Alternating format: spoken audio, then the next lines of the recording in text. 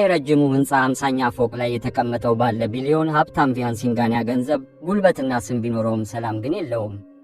ዓለም እሱን የሙምባይ ዘውድ ያልደፋው ንጉሥ አድርጋ ትቆጥረዋለች። በሀብቱ ምክንያት በየቀኑ በቢሮው ውስጥ በሺዎች የሚቆጠሩ ልጃገረዶች የጋብቻ ጥያቄ ይዘው ይሰለፋሉ።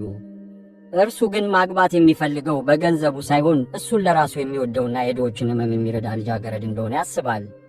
ጥሩ ልጃገረድ ፍለጋ አንድ ቀን ይህንን ሀብት ትቶ የለማኞችን ልብስ ይለብሳል። እንደ ለማኝም ሆኖ በመንገዶች ላይ ለመለመን ይወጣል። በዚህ ዓለም ውስጥ አሁንም ሰብአዊነት አለ ወይስ እንደ ተራ ሰው በትዕቢተኞች እግር ስር ይረገጣል የሚለውን ለማወቅ በማሰብ በመንገድ ላይ ሲለም ሰዎች ያደረጉበት ነገርና የቪያን ሲንጋኒያ እውነተኛ ማንነት ሲታወቅ ሁሉም ሰው ተገረመ። ታሪኩን ከመጀመሪያው እንረዳ። ነገር ግን ከመጀመራችን በፊት ቪዲዮውን ላይክ በማድረግ ቻናላችንን ሰብስክራይብ ያድርጉ። እንግዲህ ያለ ምንም መዘግየት ወደዚህ አስደሳች ታሪክ ጉዞ እንግባ። በሙምባይ ሰማይ ጠቀስ ህንፃዎች መካከል ረጅሙ በሆነው ሲንጋኒያ ታወርስ 50ኛ ፎቅ ላይ ቪያን ሲንጋኒያ በምቹ ወንበሩ ላይ ተቀምጦ ከተማዋን ወደ ታች ይመለከታል። በ28 ዓመቱ ቪያን የቴክኖሎጂው ዓለም ዘውድ ያልደፋው ንጉሥ ነበር። የፈጠረው የሰው ሰራሽ አስተውሎት ኩባንያ በዓለም ዙሪያ መነጋገሪያ ሆኖ ነበር። የእርሱ አንድ ፊርማ በቢሊዮኖች የሚቆጠር ዋጋ ነበረው። ነገር ግን በዚያ በመስታወት ግድግዳ በኩል የምትታየው ዓለም ያሸበረቀች ብትሆንም የቪያን ውስጣዊ ዓለም ግን ባዶ ነበረች። ወላጆቹ ገና በልጅነቱ ነበር የሞቱት። ያሳደገው አጎቱ ሲሆን እሱም ፍቅርን ሳይሆን ንግድን ነበር ያስተማረው። ቪያን ዘመድ ሳይሆን ትስስር፣ ጓደኛ ሳይሆን ደንበኞች ነበሩት። ፍቅር ማለት ደግሞ ለኩባንያው ዝና ተብሎ የሚሰራ የማስታወቂያ ሥራ ብቻ ነበር። ዛሬ የኩባንያው 10ኛ ዓመት የምስረታ በዓል ግብዣ ነበር። መጠጥ እንደ ውሃ ይፈሳል። የአልማዝ ሐብሎች ያንጸባርቃሉ። ሁሉም ሰው ከቪያን ሲንጋኒያ ጋር እጅ ለመጨባበጥ ይጓጓ ነበር። ቪያን ግን ትንፋሽ አጥሮት ነበር። ጸሐፊው ወደ ጆሮው ጠጋ ብሎ ጌታዬ አቶ ካፑር ስለ ስምምነቱ እየጠየቁ ነው አለው። ቪያን የያዘውን ብርጭቆ ጠረጴዛው ላይ በኃይል አስቀመጠ። አበቃው ብሎ አጉተመተመ። ጸሐፊው ደንግጦ ምን አሉ? ጌታዬ አለው። እየሄድኩ ነው አለው። እኔን ለመፈለግ እንዳትሞክሩ። ቪያን ኮቱን አወለቀ። 5 ሚሊዮን ብር የሚያወጣውን ሰዓቱን አውልቆ ጠረጴዛው ላይ ወረወረውና በኋለኛው በር ወጣ። ከዚህ ስሙላና ግርግር መሸሽ ብቻ ነበር የፈለገው። በስፖርት መኪናው አልተቀመጠም። በእግሩ ወደ መንገዱ ወጣ። ቪያን ጉዞውን ቀጠለ። ከከተማው የሀብታም መንደሮች ርቆ ብርሃን ወደማይታይባቸውና የሕይወት ትግል ወደ በዛባቸው መንገዶች አመራ። ለ2 ቀናት ከተንከራተተ በኋላ ዳዳር ወደሚባለው የከተማው አሮጌና ጠባብ መንደር ደረሰ። በፊቱ ላይ የብዙ ቀን ፂም በቀል ነበር። በዓይኖቹም ውስጥ እንግዳ የሆነ ባዶነት ይታይ ነበር። ደክሞት በአንድ የተዘጋ ሱቅ በር ላይ ተቀመጠ። ረሃብ ሆዱን ያላውሰው ነበር። በቢሊዮኖች የሚቆጠር ገንዘብ ባለቤት የሆነው ሰው ዛሬ ረሃብ ምን እንደሆነ እየተሰማው ነበር። በዚያን ጊዜ አንድ ሽታ መጣ። የዝንጅብል ሻይና የወዳፓው ጥሩ ሽታ። ከመንገዱ ማዶ አንዲት ትንሽ ዳስ ነበረች። የቆርቆሮ ጣሪያ፣ ጥቂት የላስቲክ ወንበሮችና አንድ ትልቅ ድስት። እዚያ አንዲት ልጃገረድ ትሠራ ነበር። ስሟ ኢሻኒ ይባላል። ኢሻኒ ሞዴል አልነበረችም፣ ውድ ልብስም አልለበሰችም ነበር። ተራ የጥጥ ልብስ ለብሳ ፀጉሯን በላስቲክ አስራ ግንባሯ ላይ የላብ ጠብታዎች ይታዩባት ነበር። ነገር ግን ፈገግታዋ ልክ በደመና መሃል ፀሐይ እንደወጣች አይነት ነበር። ለደንበኞቿ ሻይ ስትሰጥ ልክ እንደ ቤተሰቦቿ ነበር የምታወራቸው። ቪያን ይመለከታት ነበር። አንድ ምስኪን የሪክሾ ነጂ ገንዘብ ሲያንስበት ኢሻኒ እየሳቀች አጎቴ ነገ ስጠኝ፣ እኔ የትም አልሄድም ስትለው አየ። ቪያን ሄዶ ለመጠየቅ ድፍረት አላገኘም። እርሱ ከማንም ምንም ጠይቆ አያውቅም ነበር። ኢሻኒ ሱቋን ልትዘጋ ስትል ከመንገዱ ማዶ ተቀምጦ የነበረው ሰውዬ ታያት። መጀመሪያ ሰካራም መስሏት ነበር። ነገር ግን በትኩረት ስታየው ሰውየው እየተንቀጠቀጠ ነበር። የኢሻኒ ልብ ተነካ። የመጨረሻዎቹን 2 ምግቦች በወረቀት ጠቅልላና ትኩስ ሻይ ይዛ መንገዱን ተሻግራ ወደ ቪያን መጣች። ወንድሜ ብላ አጠራችው። ቪያን በቀስታ ቀና አለ። በዓይኖቹ ውስጥ በቢሮ ስብሰባዎች ወቅት የሚታየው ያቁጣ አልነበረም፣ ድካም ብቻ ነበር የሚታየው። ይህንን ያዝ ስትል ኢሻኒ ሻይና ምግቡን ወደ እሱ ዘረጋች። በጣም ይበርዳል፣ ይህንን ጠጣው፣ ነፍስ ይዘራልሃል አለችው። ቪያንም እሷን እያየ ገንዘብ የለኝም አላት። ቪያን አልዋሸም፣ ቦርሳው በጃኬቱ ውስጥ ከርቶ ነበር። ኢሻኒ ግን ሳቋን ለቀቀችው። በሳቋ ውስጥ አንድ አይነት ደስ የሚል ድምፅ ነበረ። ለመሆኑ እኔ ገንዘብ ጠየቅኩ። መልኩ ከጥሩ ቤተሰብ የወጣ ትመስላለህ፣ ግን ጊዜ ታለ ትመስላለህ።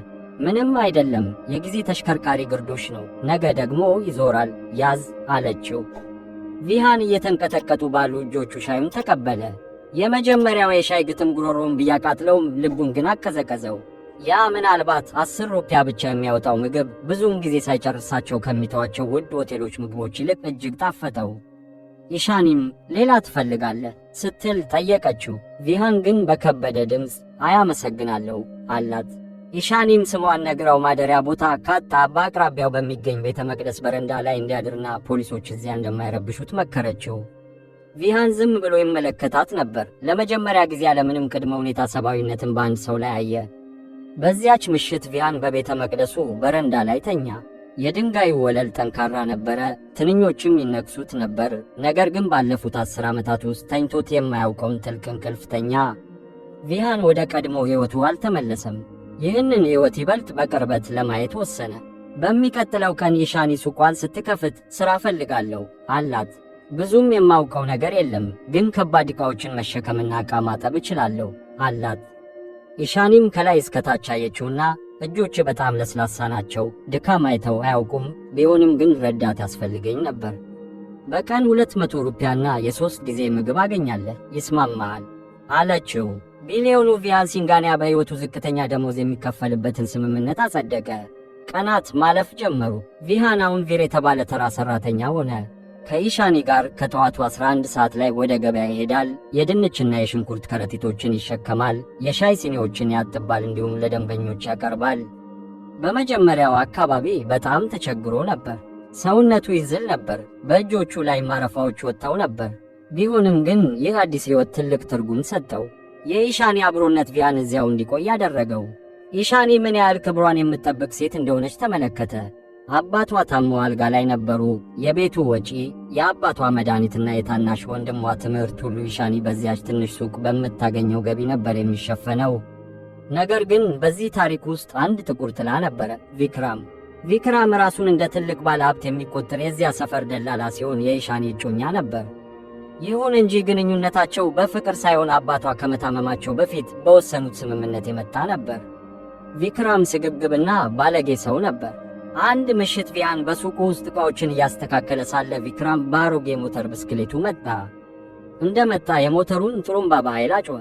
አንቺ ኢሻኒ 2 ሻይ አምጪልኝ ብሎ ልክ እንደ አገልጋዩ አዘዛት። ኢሻኒም ዝም ብላ ሻዩን አዘጋጀችና ቪሃን እንዲያደርስለት ጠቆመችው። ቪሃን ሻዩን ይዞ ሲሄድ ቪክራም በስልክ እያወራ ነበር። ውዴ ጥቂት ጊዜ ብቻ ታገሽኝ፣ ያ ሽማግሌ እንደሞተ ይህን ሱቅ ሸጬ ወደ አንቺ እመጣለሁ። ኢሻኒ ለእኔ እንደ መወጣጫ ደረጃ ብቻ ናት ሲል ሰማው። ቪሃን ደነገጠ። የሻዩን ጥቂት ጠብታዎች በቪክራም ሱሪ ላይ ፈሰሱ። አንተ አይነ ስውር አታይም እንዴ? ቪክራም ቪሃንን በኃይል ገፋው። ቪሃን ወደ ኋላ ተንገዳገደ፣ ግን አልወደቀም። እጆቹን አጥብቆ ጨበጠ። እርሱ አሁንም ያ ባለ ቢሊዮኑ ቪሃን ሲንጋንያ ቢሆን ኖሮ የዚህን ሰው ሕልውና ያጠፋው ነበር። አሁን ግን እርሱ ቪር ነው። ኢሻኒ እየሮጠች መጣች። ቪክራም ግን እየጮኸ ይሳደብ ነበር። እንደዚህ ያሉ የጎዳና ላይ ሰዎችን ከቀጠርሽ መጨረሻው ይኸው ነው አላት። ኢሻኒ በጨርቋ ልታብስለት ብትሞክርም እጇን አሽቀንጥሮ ጣለው። ተይው እና ነገ የልደት ግብዣዬ ስለሆነ 5000 ሩፒያ እፈልጋለሁ፣ ለጓደኞቼ ግብዣ ማድረግ አለብኝ አላት። ኢሻኒ የአባቷ መድኃኒት መግዣ እንጂ ገንዘብ እንደሌላት ብትነግረውም ከየትም አምጪ፣ ካልሆነ ግን ምን እንደማደርግሽ ታውቂዋለሽ ሲል ዛተባት።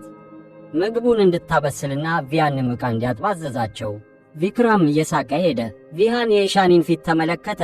በዐይኖቿ ውስጥ እንባ ነበረ፣ ግን እንዲፈሳ አልፈቀደችም። ወደ ቪሃን ዞራ በደረቁ ፈገግ አለችና ናቪር ሥራችንን እንጨርስ አለችው። በቪሃን ውስጥ ግን እንደ እሳተ ገሞራ የሚፈላ ቁጣ ነበረ። የሆነ ነገር ለማድረግ ወሰነ። ቪሃን ኢሻኒን ከዚህ ሲኦል ለማውጣት ወሰነ። ነገር ግን የቪክራም እውነተኛ ተንኮል ገና መጀመሩን አላወቀም ነበር። በሚቀጥለው ቀን የቪክራም ግብዣ በአንድ አነስተኛ አዳራሽ ውስጥ ነበር። ቪሃንና ኢሻኒ እዚያ ሲደርሱ ትዕይንቱ ሌላ ነበር።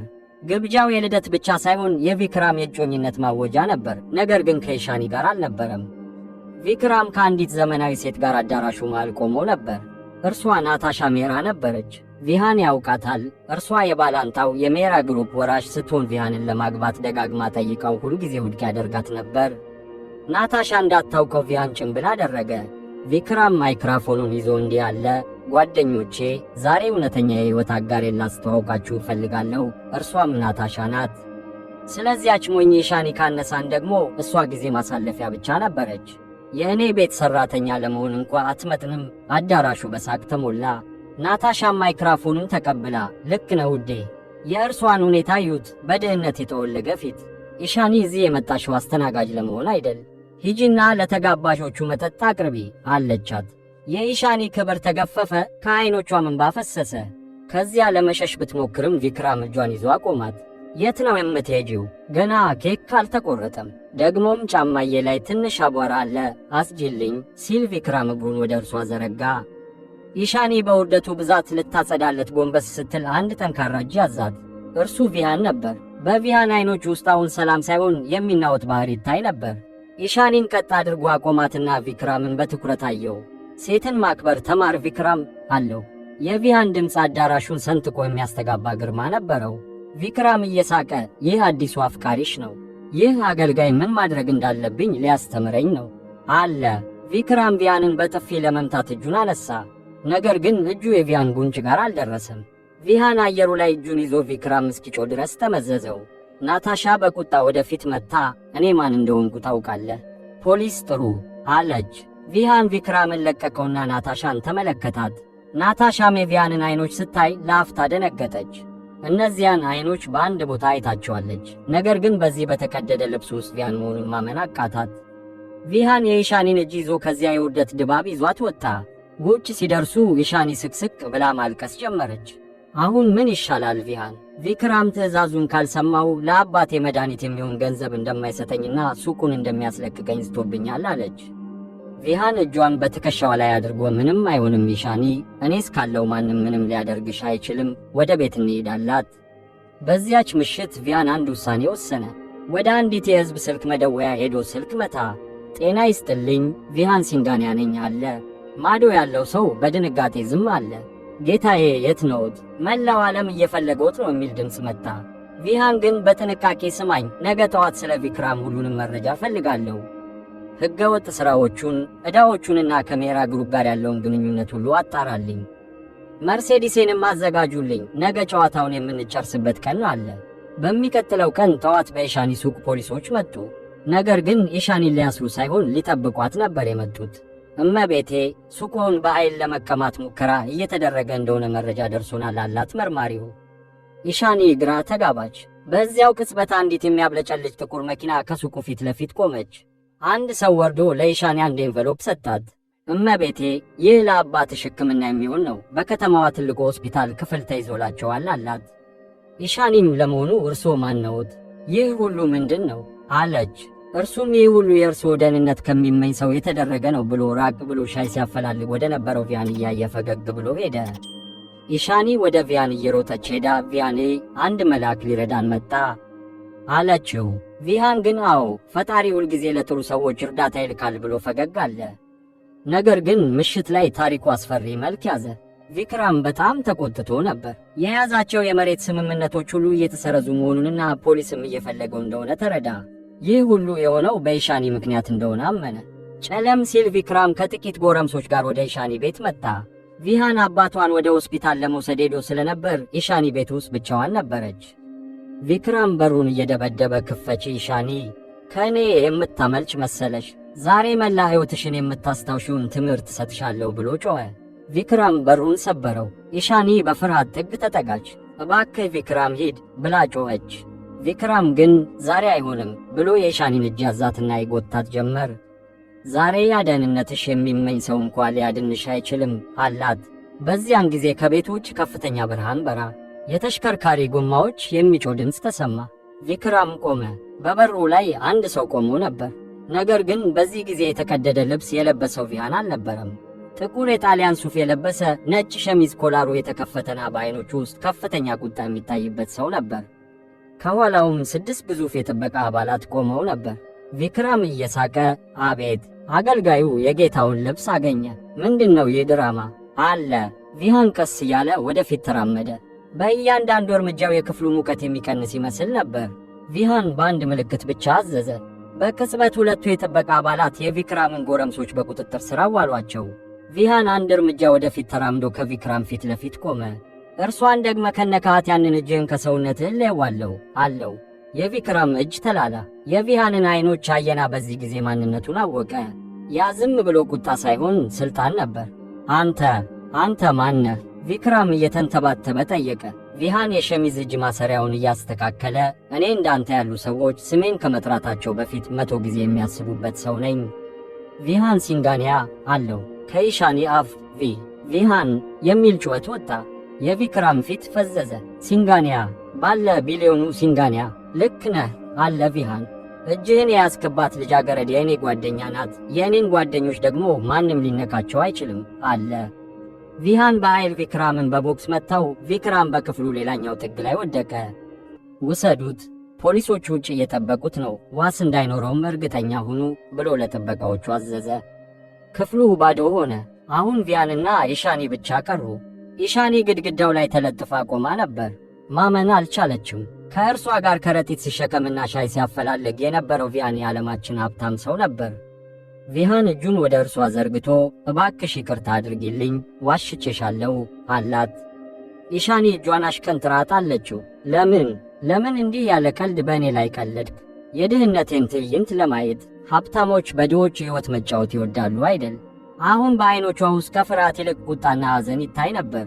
ቪሃንም አይደለም ኢሻኒ፣ እንደዚህ አይደለም በማለት ለማስረዳት ሞከረ። እኔ ከእውነተኛ ሕይወቴ እየሸሸው ነበር። በአንቺ ዘንድ ያገኘሁት ሰላም ነበር የፈለግኩት፣ በዚያች ትንሽ ሱቅ ውስጥ ሰላም። ኢሻኒ በመራርነት ሳቀች። ቪሃን ለአንተ ይህ እንደ ጀብዱ ነበር፣ ለእኔ ግን ሕይወቴና ትግሌ ነበር። መሄድ ትችላለህ፣ የእርዳታ ፍላጎት የለኝም። እኔ የፈለግኩት የድሮውን ቪያንን እንጂ ይህን ቢሊዮነር ቪያን ሲንጋኒያን አልነበረም። ቪያን ደነገጠ። እውነቱን በመናገር ሁሉንም ነገር የማስተካከል መስሎት ነበር። ነገር ግን ሁሉም ነገር ተበላሽቶበታል። የሆነ ነገር ከመናገሩ በፊት ኢሻኒ በሩን አሳየችው። ቪሃንም በከበደ እርምጃ ወጣ። በውድ መኪናው ውስጥ ሲቀመጥ ቪክራምን አሸንፎ ሊሆን ይችላል። ነገር ግን ኢሻኒን እንዳጣት ተሰማው።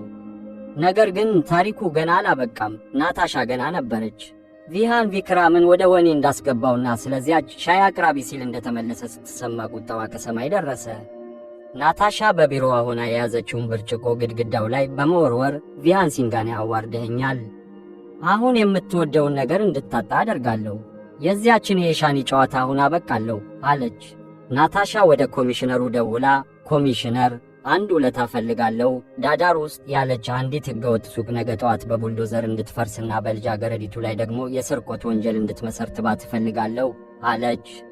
በሚቀጥለው ቀን ጠዋት ኢሻኒ ወደ ሱቋ ስትደርስ ፖሊሶች መንገዱን ዘግተውትና አንድ ትልቅ ቡልዶዘር ቆሞ አገኘች። ቡልዶዘሩ እንደ ተራ ባውሬ ቆሞ ያገሳ ነበር። ይህ ሕገ ወጥ ነው። ኢሻኒ ብትጮም ድማ በቡልዶዘሩ ጩኸት ውስጥ ይሰትም ነበር። የዚህ ሱቅ ሕጋዊ ሰነዶች አሉኝ። አባቴ ባለፉት 30 ዓመታት እዚህ ደግመውበታል። እንዲህ ልታፈርሱት አትችሉም አለች። ከናታሻ ሜራ በተላከለት የገንዘብ ጥቅል ኪሱ የሞቀው ኢንስፔክተር ሼርሲንግ በመጥፎ ሁኔታ እየሳቀ በእጁ የያዘውን የሐሰት ሰነድ አሳያት። ሰነዶቹ ትናንት ማታ ተሰርዘዋል እመቤቴ አለ ሼርሲንግ የቃመውን እየተፋ። ይህ መሬት አሁን የመንግሥት ሳይሆን የሜራ አልሚዎች ንብረት ነው። ደግሞም እኛ የመጣነው ሕገ ወጥ ይዞታ ለማስለቀቅ ብቻ አይደለም። በዚህ የሻይ ሱቅ ስም የተሰረቁ ዕቃዎችን እንደምትሸጪ መረጃ ደርሶናል። ኢሻኒ እየተንቀጠቀጠች ውሸት ነው፣ በሕይወቴ አንድም ጊዜ አታልዬ አላውቅም ብላ ጮኸች። ሼርሲንግ ግን ፈልጉ ብሎ ለፖሊሶቹ ትዕዛዝ ሰጠ። 2 ፖሊሶች ሱቁ ውስጥ ገብተው ዕቃዎቹን መወርወር ጀመሩ። የዱቄት መያዣዎቹን ደፉት፣ የሻይ ቅጠሉን መንገድ ላይ በተኑት። ኢሻኒ ልታስቆማቸው ስትሮጥ አንዲት ሴት ፖሊስ ገፍታ መንገድ ላይ ጣለቻት።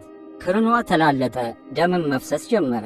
በዚያን ጊዜ በሰዎች መሃል አልፋ አንዲት ብርማ ቀለም ያላት መኪና ቆመች። በሩ ተከፈተና ናታሻ ወጣች። ውድ የፀሐይ መነጽሯን አውርዳ አቧራ ውስጥ የወደቀችውን ኢሻኒን አየቻት። ኡፍ፣ እዚህ ምን ያህል ቆሻሻ ነው አለች ናታሻ አፍንጫዋን እየጨበጠች። በከፍተኛ ተረከዝ ጫማዋ እየተራመደች ወደ ኢሻኒ ተጠጋች። እንግዲህ ቪያን ሲንጋኒያ ክብሩን ዝቅ አድርጎ የወደቀላት ልጃገረድ ይህች ናት። ኢሻኒ ቀና ብላ አየቻት። አንቺ ይህን ሁሉ ለምን ታደርጊያለሽ? ናታሻ ጎንበስ ብላ በጆሮዋ እንዲህ ብላ አንሾካሾከች። ምክንያቱም የኔ የሆነውን ነገር ነክተሻል። ቪያን የኔ ብቻ ነው። የኔ ሊሆን የማይችልን ነገር ደግሞ የማንም እንዲሆን አልፈቅድም። ዛሬ ሱቅሽ ይፈርሳል፣ ነገ ክብርሽ፣ ከነገ ወዲያ ደግሞ የአባትሽ ትንፋሽ ይቆማል። ናታሻ ቀና ብላ አፍርሱት ይህን ቆሻሻ ብላ አዘዘች። የቡልዶዘሩ ሞተር በኃይል ጮኸ። የብረት ጥፍሩ ወደ ኢሻኒ ትንሽ ሱቅ ተጠጋ። ኢሻኒ የአባቷ ድካም ሲጠፋ ለማየት አቅም ስላልነበራት ዓይኖቿን ጨፈነች። ነገር ግን ያ ጥፋት አልደረሰም። ድንገት ከፍተኛ የጥሩምባ ድምፅ አስተጋባ። ይህ ግን የፖሊስ መኪና ድምፅ አልነበረም። ጥቁር መኪኖች መጥተው የፖሊስ መኪኖችንና ቡልዶዘሩን ዘጉት። ከመኪኖቹ ውስጥ ጥቁር ሱፍ የለበሱ ብዙ ጠበቆችና የግል ጥበቃ አባላት ወረዱ። ከሁሉም መሃል ካለው መኪና ቪያን ሲንጋኒያ ወረደ። በዚህ ጊዜ እርሱ አቅመቢስ ወይም የተናደደ ፍቅረኛ አልነበረም። እርሱ ግዛቱን ለመጠበቅ የመጣ ባለ ሀብት ነበር። ጥቁር ሰማያዊ ሱፍ ለብሶ ነበር። በፊቱ ላይ ምንም አይነት ስሜት አይታይም ነበር። ልክ እንደ ድንጋይ የተነከረ ነበር። ቁም! የቪያን ድምፅ በጣም ጠንካራ ከመሆኑ የተነሳ የቡልዶዘሩ ጩኸት እንኳ ተዋጠ። የናታሻ ፈገግታ ከፊቷ ላይ ጠፋ። ናታሻ በድንጋጤ ቪሃን እዚህ ምን ታደርጋለህ? ይህ ሕጋዊ እርምጃ ነው ብላ ጮኸች። ቪሃን ግን በከፍተኛ ድምፅ የአንቺ ጨዋታ አብቅቷል፣ ከእንግዲህ በድፍረት አታወሪም አላት።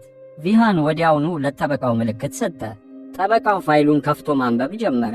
ናታሻ ሜራ የመንግሥት መሬት ለመቀማት የሐሰት ሰነዶችን አዘጋጅታለች። በዚህም ወንጀል በቪያን ሲንጋኒያ ስም በመሬት ዝርፊያ ክስ ተመስርቶባታል አለ። እነዚህ ቃላት በናታሻ ጆሮ ውስጥ እንደ ቀለጠ ብርጭቆ ወረዱ። ወዲያውኑ በቪያን ፊት በጉልበቷ ተንበረከከች። ቪሃን እባክህ ይቅር በለኝ፣ ይህንን ክስ አንሳልኝ፣ ሙዬና የወደፊት ሕይወቴ ይበላሻል ብላ ለመነችው። ቪሃን ግን እይታውን አዞረና አንቺ የወደፊት ሕይወትሽን ለመገንባት በፍጹም አትመጥኝም፣ በነጻነት ከኖርሽ በድሆች ላይ ግፍ መፈጸምሽን አታቆሚም ሲል አገሳ። ናታሻ እያለቀሰች ብትለምንም ምንም ፋይዳ አልነበረውም። እስካሁን የሺቫኒን ሱቅ ሲበዘብዞና ሲፈትሹ የነበሩት ፖሊሶች የቪያን ሲንጋኒያን ስም ሲሰሙ ወዲያውኑ ናታሻን ያዟት። እመቤቴ በጣም ስትፎክሪ ነበር፣ አሁን ግን እውነታው ከፊትሽ ቆሟል አሏት። ሁለቱ ፖሊሶች ናታሻን እየጎተቱ ወደ መኪናው ወሰዷት። ቪሃን መሬት ላይ ተቀምጣ ወደምታለቅሰው ሺቫኒ ተጠጋ። ነይ ሺቫኒ አላት ቪሃን። ከእንግዲህ እዚህ መስራት አያስፈልግሽም፣ ከዛሬ ጀምሮ በእኔ ቤት ከእኔ ጋር ትኖሪያለሽ አላት። በሺቫኒ አይኖች ውስጥ የደስታ እንባ ሞላ። ሁለቱም ተቃቀፉና ለአዲሱ የሕይወት ታሪካቸው ተዘጋጁ። እያንዳንዱ ታሪክ የሚያበቃው ሌላው እንዲጀምር ነው። ቀጣዩ ታሪክ እንዳያመልጦት አሁኑኑ ሰብስክራይብ ያድርጉ። ለሰጣችሁን ውድ ጊዜ እናመሰግናለን። ይህን ታሪክ ከወደዳችሁት ሰብስክራይብ በማድረግና የደወል ምልክቱን በመጫን ቤተሰብ ይሁኑ። ብዙ ታሪኮች ይጠብቋችኋል።